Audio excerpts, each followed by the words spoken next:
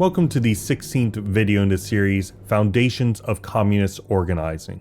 Today we'll be going over the 1920 piece by the Third Communist International's Second Congress, Conditions of Admission to the Communist International, which I subtitled, Reject Bigotry, Embrace True Internationalism. This text gives a program that all prospective members of the new international must follow, especially given the collapse and opportunism of the Second International. Many of the requirements for specific formulations for national communist parties to adhere to in order to achieve membership. The Second International is filled to the brim with liquidationism and opportunism, and much of these demands emerge out of the struggle against social chauvinism and the like. Those joining the International must accept all aspects of the conditions of admittance, as these are what fight against Reformism, Social-Pacifism, quote-unquote Centrism, and so on. The list of conditions is as follows. First, the party must engage in agitational propaganda, or agitprop. All propaganda produced must be fully in line with the party program, with the press organs being run by reliable communists. This propaganda needs to be directly applicable and understandable by the working class, and systematically attack all reformists, bourgeois influences, and so on within all worker organizations without hesitance, while attacking any notions of social-patriotism, chauvinism, social-pacifism, and so on, while showing that these are mere phrases under any bourgeois state, and that therefore any calls for such are against the workers, on behalf of the bourgeoisie, are nothing more than class collaborationist opportunism. Second, all parties must agitate in the military, illegally if necessary, to turn imperialist war into civil war, while also agitating in rural areas among the proletariat, peasantry, and Petit-Bourgeoisie as victims of the division between town and country. Thirdly, all parties must methodically remove reformists and centrists from every responsible post, regardless of myths of need for great skill, experience, and so on in such positions. It should regularly undertake purges, that is to say, re-registration of membership in order to cleanse the party of backwards elements. These apply to party organizations, editorial boards, trade unions, parliamentary factions, co-operatives, and anyone in local government.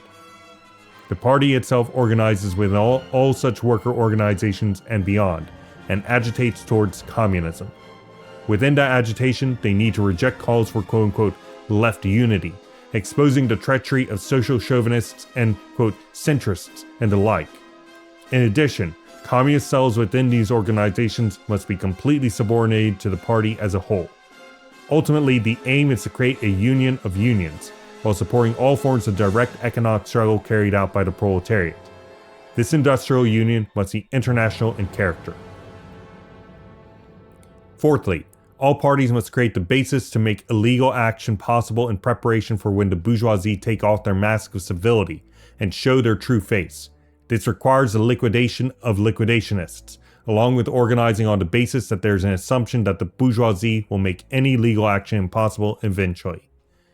Fifthly, in terms of communist parties within any imperialist or colonialist country, the party must emphatically recognize and reject entirely the imperialism and colonialism of their national bourgeoisie while materially supporting liberation movements in the colonies. They must demand de-colonization if they are within a settler-colonial state, and cultivate a fraternal bond between the working population in the colonies and their own, including propagandizing the armies of their nation against imperialism and colonialism, with the intent of producing a political civil war against the bourgeoisie. So I will talk more about what the character of decolonization is, because this is a purposefully obscure topic in terms of the actual carrying out by various settler colonialists who want to repress members of settler colonial countries that would be otherwise rightfully attracted to this, because they phrase it as all sorts of things. We'll talk more about this in a later piece on the colonial question, which will come up pretty soon here. Finally, the party must be built on the basis of democratic centralism, and through this system become as centralized and organized as possible to maintain discipline within it and the party center. The purpose for the democracy is to retain the confidence of party membership, and the process itself must be endowed with the fullest rights, authority, and powers. All who reject the program are to be expelled from the party, and if a Communist Party does not fulfill these, it should be removed from the Communist International as it fails to uphold the conditions of admission. And that is the summary of the Third Communist International's Second Congress, Conditions of Admission to the Communist International. If you'd like to take a look at the quotations I derived this summary from, then please feel free to go into the description below and you will find a link to this Google document. You'll also find a link to the United Marxist Pact Discord server.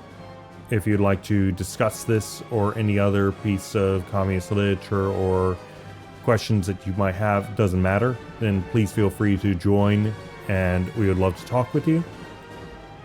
Tomorrow we will be going over the Third Communist International Second Congress, Theses on the Role of the Communist Party in the Proletarian Revolution. Thank you for joining me for today's topical summary, and I hope to see you then.